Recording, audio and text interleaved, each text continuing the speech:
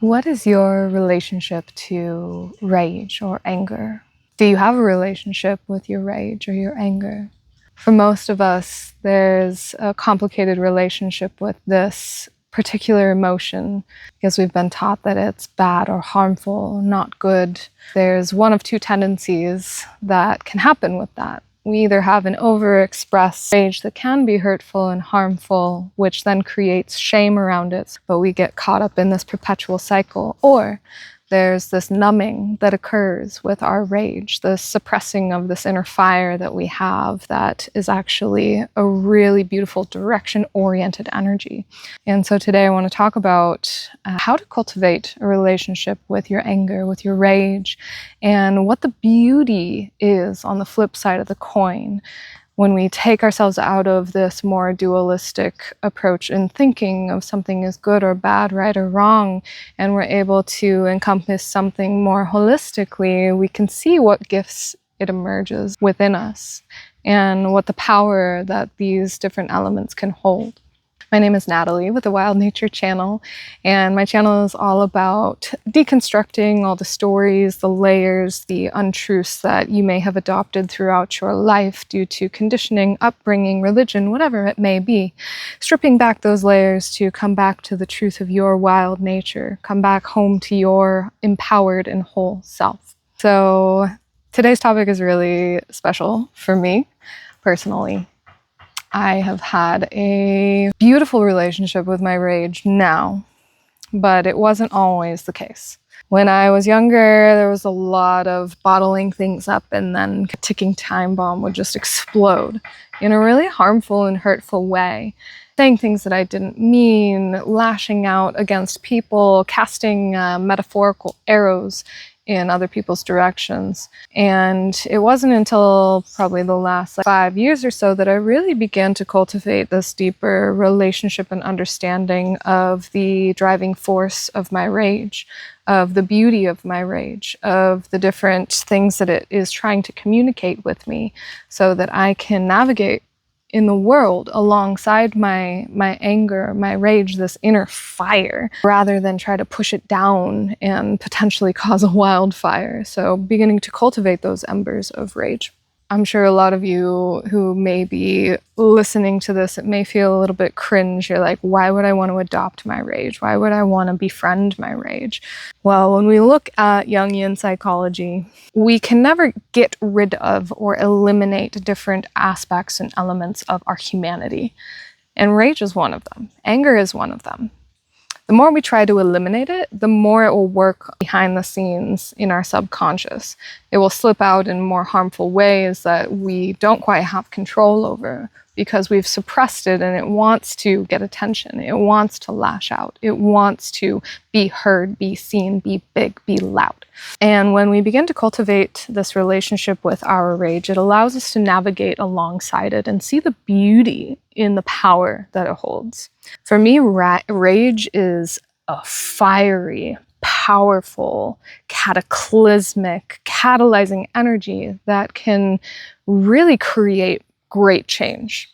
If you think about the transformative power of fire, it's that same element, but in an emotional state. And so I first want to talk about what does our rage typically inform us of? So there's many different things that our rage can inform us of. But usually rage comes about when we are feeling constricted, confined, limited, or when we feel that something is in a misalignment with our truth and our values. Or maybe it's when a boundary has been crossed, whether that boundary has been spoken or not. So it informs us of what is aligned and what is not. And the rage comes about as an element for change.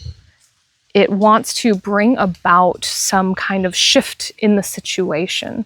So it's that pop of fiery energy that wants to shift and navigate and transform and alchemize to bring things back into harmony.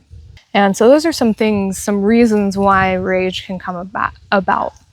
And for that reason, it's informational. And all of your emotions, every sensation that you have in your body, nothing's good, bad, right, or wrong. It's all information. The more we learn to grow our capacity to be with the emotions that arise, the more we can start to understand what it is informing us of. And I want to talk about the downside of when we suppress our rage. So when we suppress our rage, either through numbing out to the rage or through maybe we suppress it and it bursts out and lashes out, we'll first go into the numbing aspect. So when I think about rage, it's fiery energy. And fiery energy is something that brings about motivation. It brings about drive. It brings about passion. If you think about your inner fire, like what lights you up? What are you ready to get going on? What are you feeling motivated for? So rage, this energy, when we numb it out, when we completely disconnect or remove ourselves from the energy of rage, what it does is it also dims or waters down that fire of motivation. It waters down our drive, our life force for really coming into this action-oriented energy. And so maybe you can relate to this if you're someone who disconnected from your rage, or maybe you're someone who says, I don't really have anger. I don't experience anger. I invite you to also look at other elements of your life. Are there areas in your life where you don't have this driving force? Where maybe you find it difficult to really get things going? Where maybe there's a lack of motivation, or maybe there's lackluster passion? You don't feel this really big wildfire burning in you to reach for something greater than yourself, or to implement the habits that you want to create for a healthier lifestyle, or whatever it may be. Maybe there's a bit of lethargy, maybe there's a lack of energy. And I believe that this is directly related to our relationship to our rage, to our inner fire. And when we begin to cultivate this relationship and stop numbing and start to maybe tune into when we do get met with situations in our life that don't feel good, how are you with setting boundaries? How are you with speaking up for your needs? How are you with speaking up against injustice? And if there's this cool, calm, and collected, all good, but there's a festering inside about things that just don't feel right, it may be related to the disconnect that you have with this particular emotion, this particular element of fire. And so that's one reason to start to recognize and adopt it. And I'll be posting another video about some practices to really tune into both accessing the power of rage, as well as how to help disperse and discharge some of the energy when rage feels too big and out of capacity. So that'll be my next video that I'll be posting. And on the flip side, we've been told that rage is harmful, rage is bad. It can be. I'm not here to say, let's rage, we're just going to show this person who's boss, we're going to get aggressive. So there's a flip side of why building a relationship with your rage is important, is whether it's numbed out and you can't access that fire that's also connected to drive and motivation, or whether it's overexpressed and becomes harmful and then can lend itself to shame and shutting down and perpetuating those cycles of harm. Either way, the way through is not through pushing the emotion away. The way through is beginning to grow our capacity to be with the emotion, to be with the sensation, to welcome it home in a way that feels safe, in a way that feels like we can navigate around it rather than as it. Because when emotions are out of our capacity, then we allow them to take the driver's seat. And another beautiful piece about really bringing in a deeper relationship with rage is it allows us to navigate in interpersonal situations without being driven by the trigger. It allows us to come back into a space of neutrality, even when we're experiencing the heat, the fire of the emotion. But it allows us to proceed with enough space around it to where we can get creative about the solution. rather than go into blame, rather than go into hurt, rather than go into pain or casting arrows. And this is where the real beauty and the magic happens, and where the empowering element of cultivating this relationship with your rage can come.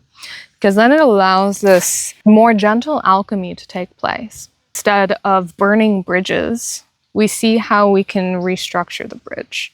And we feel inspired to take the action because we have cultivated this relationship with our inner fire. And when you begin to do so, not only will it help when you have this relationship with your rage and you've grown your capacity to feel it and you're in triggering situations interpersonally, but you'll also be able to access this raw, beautiful power, this force that comes with this fire in other elements of your life. When you see a need for change in a structure in your workplace, when you see a need for change in a creative outlet or endeavor that you're doing, or if you see a need for change in your personal life and your lifestyle, you have this driving force, this fiery fuel that propels you forward. And when you really tune into the element of rage, of fire, it is unstoppable. It is like a volcano. And I have this really beautiful analogy come through to me during an active imagining process after a dream that I had, where I wanted to connect more to what this person who was attacking me in my dream, what they were representing in my subconscious. And in this active imagining experience, my attacker took me into this base of a volcano. And in this base of a volcano, and for me, volcanoes are very representative of rage because they can be explosive, they can be destructive. And in the base of this volcano was this whole operational system in there. And I could sense that it was mine. I could sense that it was my space to choose.